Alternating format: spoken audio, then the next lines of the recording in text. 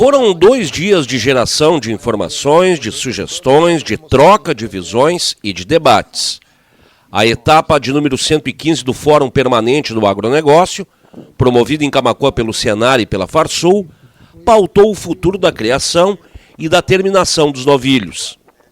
Uma expressiva quantidade de produtores locais e de outras regiões acompanharam a programação, que teve um roteiro de visitas a 3 propriedades esta semana, na terça, dia 8, e uma sequência de palestras técnicas um dia depois.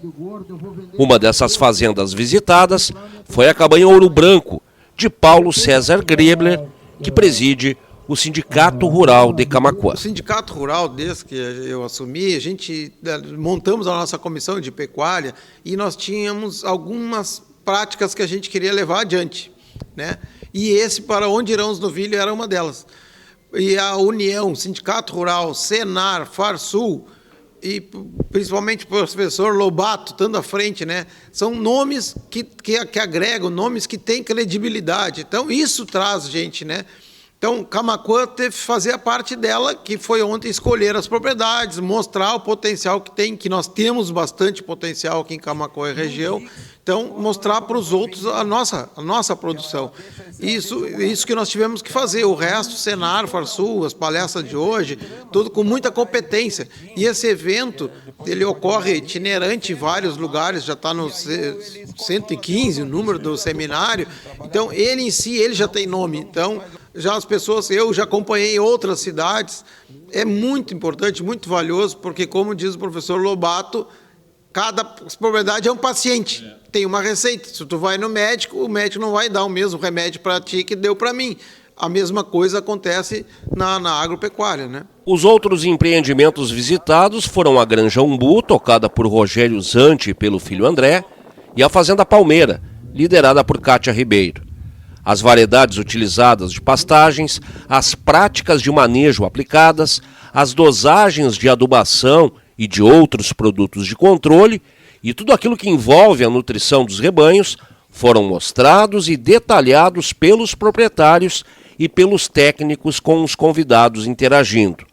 Cada fazenda, uma realidade, como explica o professor José Fernando Piva Lobato, coordenador da programação. Dentro de uma propriedade, nós podemos ter 2 ou 3 solos.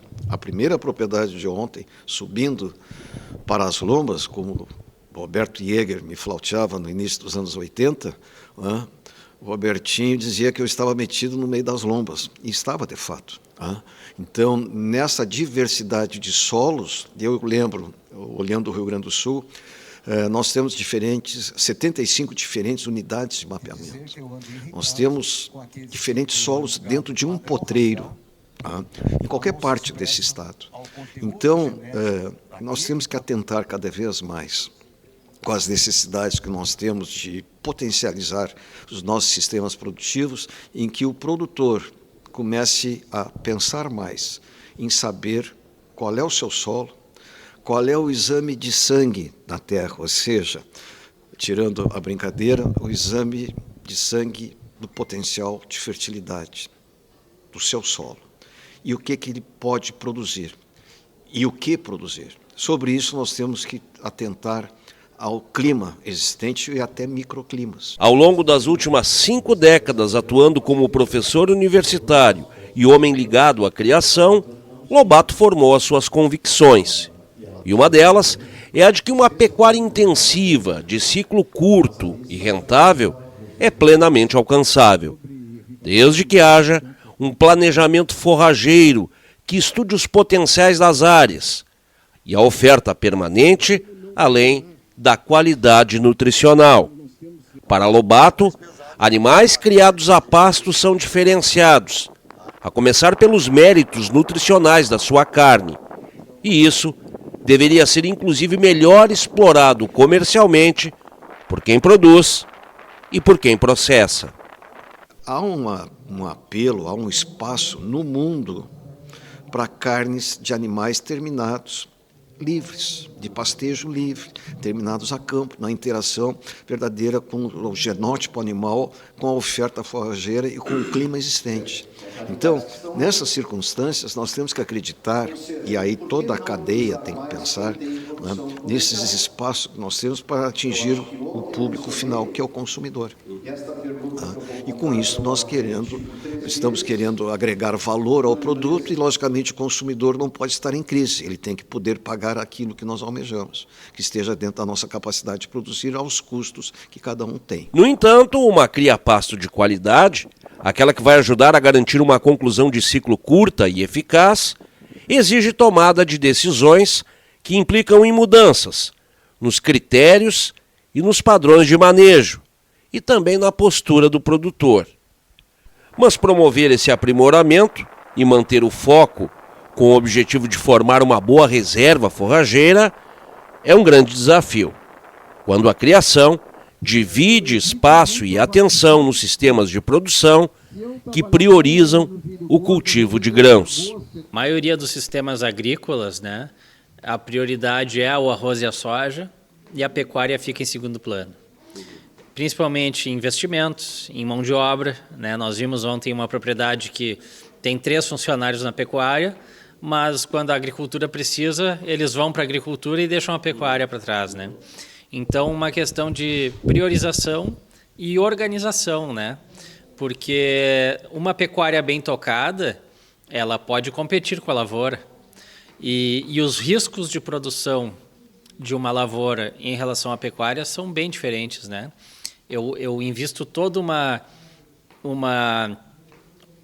quantidade de dinheiro para plantar soja e eu não sei quanto eu vou colher. Enquanto que o investimento que eu fizer em pastagens para alimentar o gado, o risco de eu não ter receita é muito baixo. As garantias de produção sobre forrageiras com pecuária são muito tranquilas de se ter e uma estabilidade de produção, né? Se eu fizer um planejamento para produzir 300, 400, 500 quilos de pecuária por hectare ano, eu atinjo esses números todos os anos, um pouco para mais, um pouco para menos. Agora, eu investir 30, 40 sacos de soja para colher 60, 70, nem todos os anos eu vou conseguir, porque depende da chuva, que é o fator principal de potencializar a produção da lavoura de verão, né? Então, é muito mais uma questão de organização, de gerenciamento de pessoal, de definição de prioridades, para que a gente consiga integrar essas atividades e que todas tenham o mesmo tipo de tratamento, vamos dizer assim, dentro do sistema, né? E qual o melhor pasto? Qual o sistema ideal? Pastagens anuais, né? Pensando anuais de inverno, como a Zevem, tem a possibilidade de eu garantir a ressemeadura e o ano que vem eu tê-la novamente, como a gente viu lá na Kátia, né? As Zevens que sementaram o ano passado e eu fiz um manejo de dessecação para ter ele mais cedo esse ano.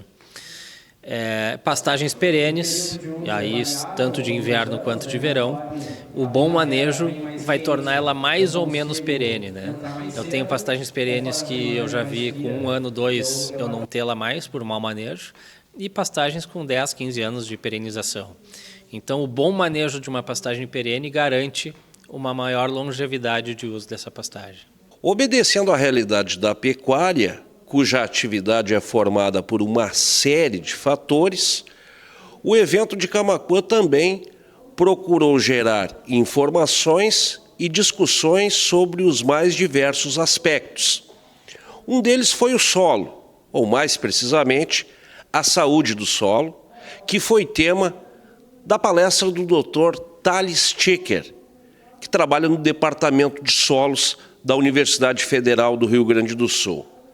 Tchequer deixou em Camaquã uma série de recomendações que visam, principalmente, fazer com que produtores e técnicos conheçam melhor o solo que manejam. O que é ter um solo bom que num ano produz soja, no outro produz arroz, sistema ping-pong, e em parte desse ano também é utilizado para pecuária?